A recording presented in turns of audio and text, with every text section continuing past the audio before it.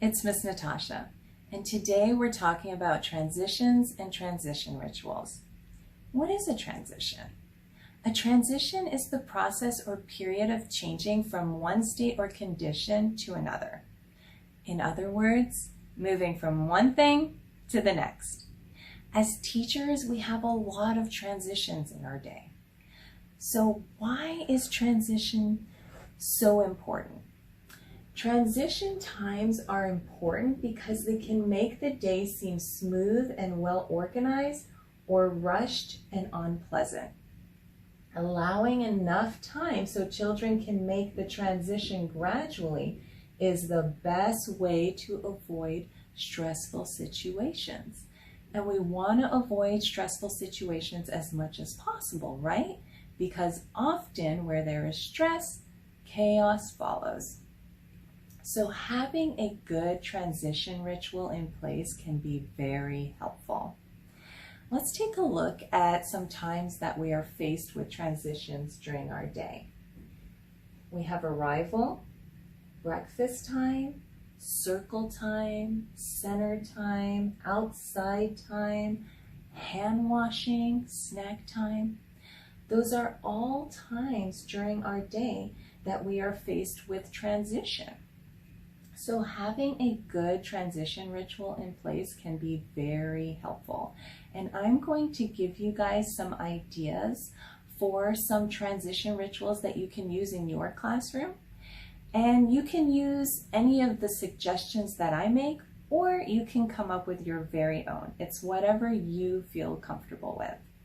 But before I get into the examples, I want to hit some key points on transitions and transition rituals. First, it's easier to start the transition ritual at the beginning of the year. So you want to start from day one. When the children first come to you, you start from that very first day. I know sometimes we think, well, let me get to know the children, I'll let them get to know me, and then I'll put the transition rituals in place. But it's a lot easier if you just start it from the first day. Next, you have keep the same ritual for that particular transition. And what that means is if you choose to, say, sing a song at cleanup time. Clean up, everybody, everywhere. Clean up, everybody do your share. If you choose to sing that song when it's time to clean up, you want to make sure that you're always singing that song at cleanup time. So you don't want to sing that song one day and then 3 days later sing a different song, because the children won't know that it's time to clean up if you keep switching back and forth. So stick to the same transition ritual. And lastly, it might take time for some children to learn the ritual. They're kids, right? So it's not going to happen overnight. So expect to have to teach, repeat, and reinforce. So that's going to be kind of an ongoing thing until they learn the ritual and start implementing it.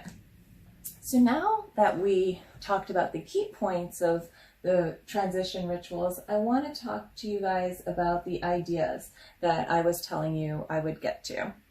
So here are a few that I wrote down, and as I said earlier, you can pick one of these or you can make up your very own, whatever works for you.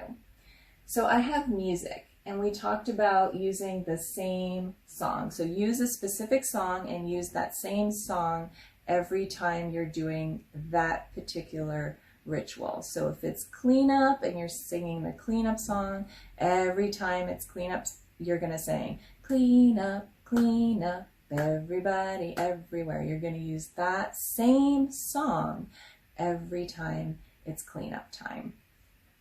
You can ring a bell. I've been in classrooms where when they want to give a warning before cleanup, so if there's 5 minutes left to play before cleanup or there's 10 minutes left to play before cleanup, they'll ring a bell. And when the bell rings, the teacher, along with the children, all put one finger in front of their mouth and the other one in the air like this, and they stop whatever they're doing and they do this. And then they wait to hear the instructions for what to do next. So they ring the bell, everybody does this, including the teacher, and when everyone's hand is in the air and one in front of their mouth, the teacher will say, "Okay, class, you have 5 minutes left to play before cleanup time." So that's an idea. You can play a game like Simon says. You can dismiss children as each one answers a question, or you can clap your hands to get their attention. I was in a classroom once where the teacher did a double clap. And when the kids heard that, they stopped what they were doing and they did a double clap back. And after they did their clap, the teacher would then give her instruction.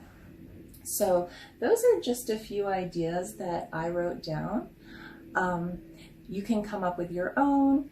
You can do as I did, and you can post them in your room to kind of remind you what you want to do or what you intend to do. And it's also helpful if you have a substitute one day, if you're not in your classroom. That way the person stepping into your shoes for the day knows the routine and knows what you're doing, and they can follow along, and then the children can continue their transition rituals even when you're not present. So I hope that you learned a little bit more about transitions and transition rituals. And I really encourage you to try this in your classroom. And I wish you guys luck. So I wish you well, and I'll see you soon. Bye for now.